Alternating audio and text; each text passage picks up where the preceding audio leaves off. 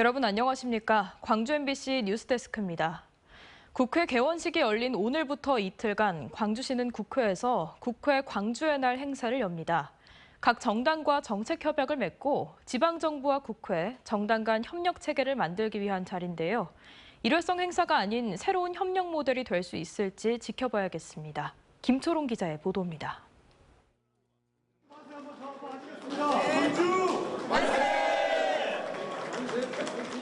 광주시와 지역구 국회의원 등이 한자리에 모였습니다.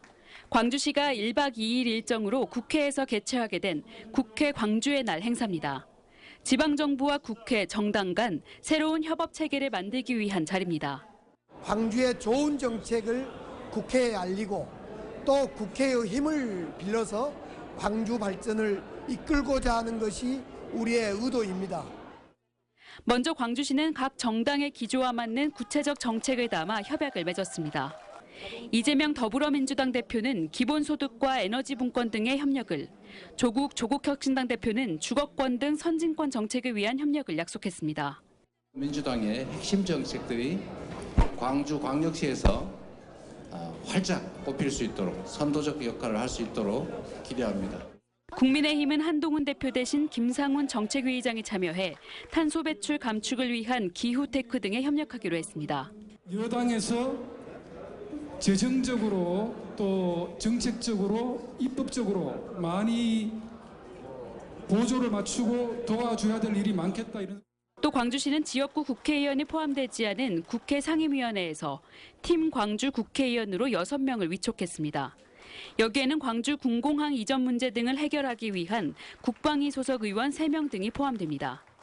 이 밖에 지역 돌봄 통합 지원 등 지역 현안에 대한 정책 토론회도 함께 열렸습니다. 이틀차 일정은 군공항 이전 토론회와 캐스퍼 전기차 판로 확보를 위한 탑승식 등으로 채워집니다. 내년 지방자치 30주년을 앞두고 광주시의 이 같은 실험적인 시도가 지방정부와 정치권의 새로운 협력 모델이 되기 위해선 지속적으로 협약이 이행되는지를 점검하고 소통하는 것이 뒷받침돼야겠습니다. MBC 뉴스 김초롱입니다. 정부의 재생에너지 규제 정책에 따라 이번 달부터 태양광이나 풍력에너지 등을 새롭게 시작하기가 어려워졌는데요. 그렇다면 앞으로 어떻게 해야 되는 걸까요? 당장 할 수 있는 일부터 장기적인 대안은 무엇인지를 임지은 기자가 취재했습니다. 정부의 재생에너지 규제 정책이 환경단체나 야당 등 각계의 반발에도 불구하고 9월 1일부터 시작됐습니다. 태양광이나 풍력 발전을 통해 전력을 생산하는 데만 집중한 나머지 남는 전력을 어떻게 처리할지를 고민하지 않은 결과입니다. 남는 전력을 보낼 새로운 시설을 구축할 때까지 일단은 생산을 억제하겠다는 게 산자부의 입장입니다.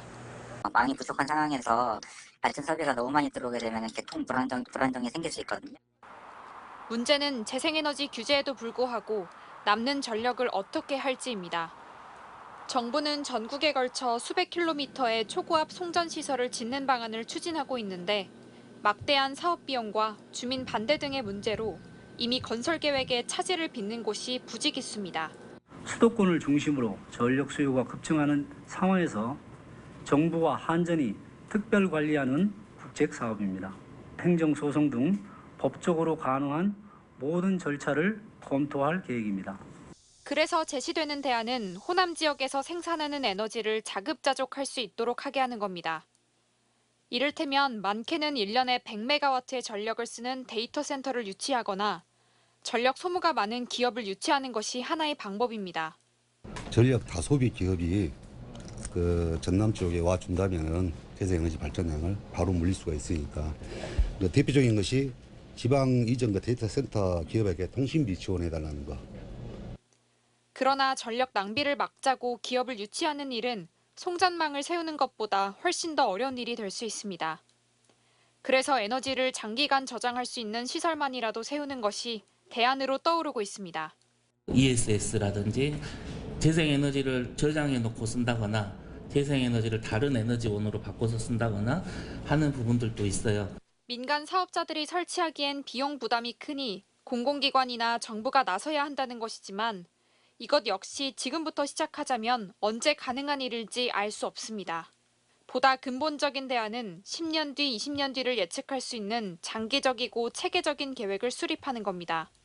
도로나 철도, 공항과 항만과 같은 사회 간접 자본은 5년 단위, 10년 단위로 장기 계획을 수립하고 있는데 재생에너지도 이와 마찬가지로 장기적인 수급 계획을 세워야 합니다. 그렇지 않으면 공급 따로 수요 따로인 현실을 개선하기는 힘들 수밖에 없습니다. MBC 뉴스 임지은입니다. 광주와 전남 지역에 내려졌던 폭염특보가 44일 만에 해제됐습니다. 광주지방기상청은 오늘 오후 5시를 기해 광주와 전남, 나주, 장성, 영광 등 14개 시군에 내려졌던 폭염주의보를 해제했습니다. 기상청은 서해상에 위치한 기압골의 영향으로 비가 내리면서 기온이 내려가 폭염특보를 해제했다고 밝혔습니다. 다만 곡성과 구례, 화순 등 전남 8개 시군에는 아직 폭염주의보가 내려져 있어 온열 질환에 주의해 줄 것을 기상청은 당부했습니다. 기아 타이거즈가 이틀 연속 2위 삼성의 대역전쇼를 펼치며 정규 시즌 우승 문턱에 한 걸음 더 다가섰습니다. 팀 타율이 3할이 넘는 가공할 타선이 선발진 공백을 메우면서 우승을 향한 가속 페달 역할을 하고 있습니다. 한신구 기자의 보도입니다. 초반부터 난타전 양상으로 치달은 2위 삼성과의 주말 첫 경기. 3점 차로 끌려가던 6회 집중타를 몰아치며 5점을 뽑아내 역전승을 일궈냅니다.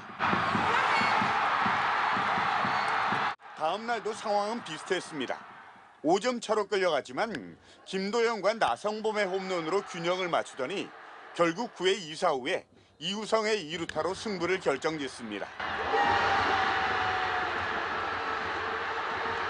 기아 타이거즈가 위기 때만 되면 그리고 2위 팀만 만나면 더 단단해지고 강해지는 호랑이의 근성으로 정규 시즌 우승에 한 발 더 다가섰습니다.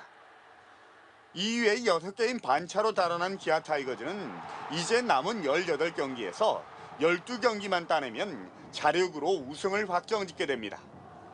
홈런이면 홈런, 발이면 발로 공격의 천병 역할을 하고 있는 김도영 선수는 지난주 4경기에서 3개의 홈런을 때려내면서 35개의 홈런과 36개의 도루, 그리고 98타점으로 국내 선수 최초로 40-40 도전과 함께 정규 시즌 MVP 영순위를 사실상 예약했습니다.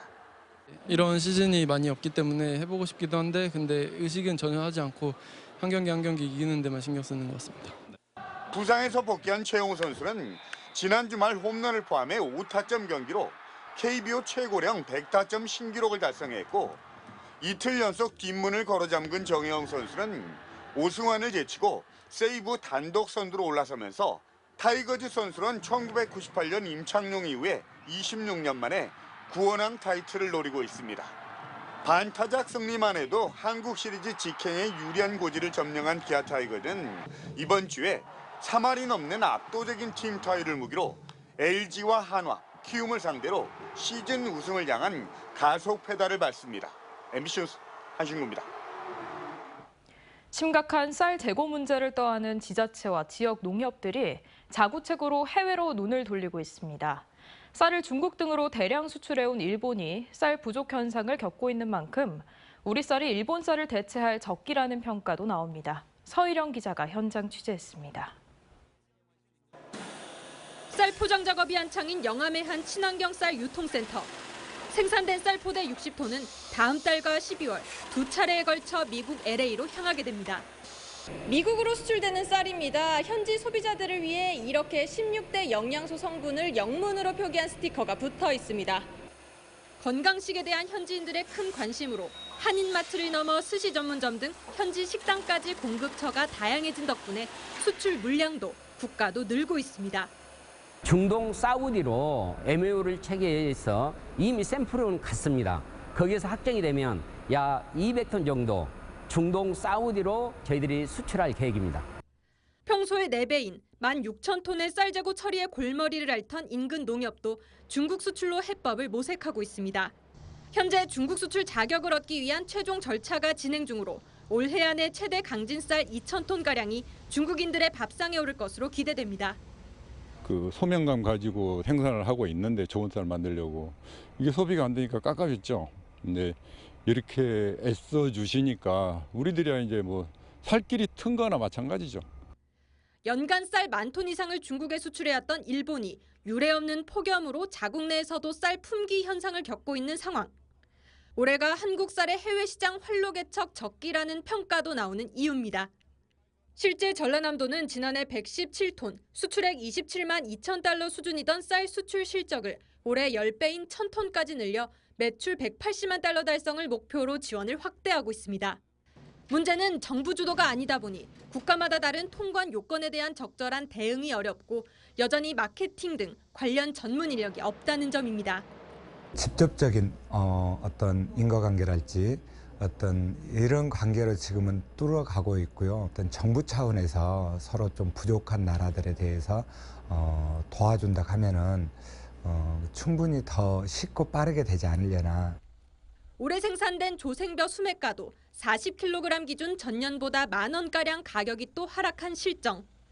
지속되는 쌀값 하락과 재고 대란에도 정부 정책은 힘을 발휘하지 못하면서 지자체와 농협들이 해외 수출로 자구책을 찾아 나서고 있습니다.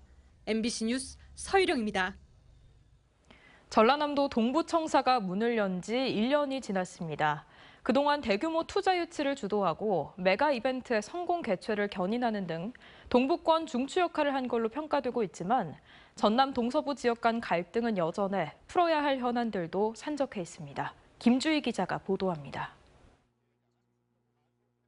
지난해 9월 1일 사국 1 담당관 체제로 새롭게 개청한 전남도 동부청사. 동부청사는 지난 1년 동안 전남 동부권역의 새로운 행정 복합 중심으로 성공적으로 연착륙했습니다. 1조 6천억 원 규모의 여수 LNG 허브터미널 구축 사업 등 3조 원 규모의 투자 유치를 주도하면서 동부권의 새로운 미래성장 동력의 발판을 마련했습니다. 이와 함께 관람객 900만 명에 육박하는 순천만 국제정원박람회의 성공 개최 등 메가 이벤트에 대한 성공적인 개최를 지원하면서 동부권의 숨은 가치를 깨워내는 데 역할을 하고 있습니다. 동부청사는 또한 여수 세계섬 박람회 개최 준비, COP33의 남해안 남중권 유치 등 지역 현안 사업들도 밀착 지원하면서 동부권 도민들에게 한 발 더 다가서는 행정으로 긍정적인 평가를 받고 있습니다. 도정 현안 주요 시책을 적기에 공유 및 상생 협력 방안을 논의를 하고 있습니다. 도민 제안 적극 수렴 등 지속적인 소통 행정을 통한 동부권 구점 역할을 해나가도록 하겠습니다. 이처럼 전라남도 동부청사는 지난 1년여의 기간 동안 적잖은 성과를 일궈낸 것으로 평가되고 있지만 여전히 직면한 현안 과제들도 적지 않습니다. 동부권 행정 수요와 조직 구성을 예측하지 못한 미시적 관점에서 추진된 청사 규모는 벌써부터 별관 증축 필요성까지 제기되고 있습니다. 또한 해묵은 동부권 소외론과 전남 동서 지역 간 갈등을 완화할 수 있는 새로운 중간다리 역할을 할 수 있기를 기대했지만 현실은 기대에 미치지 못하고 있습니다.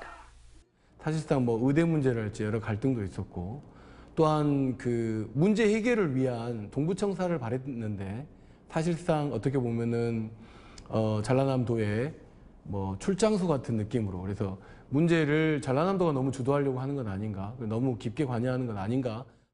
개청 1년을 맞은 전라남도 동부청사.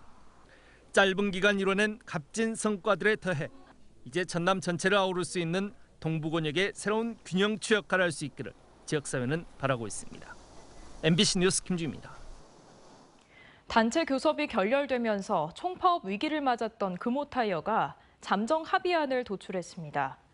금호타이어 노사는 기본급 3% 인상과 격려금 500만 원 지급을 잠정 합의했습니다.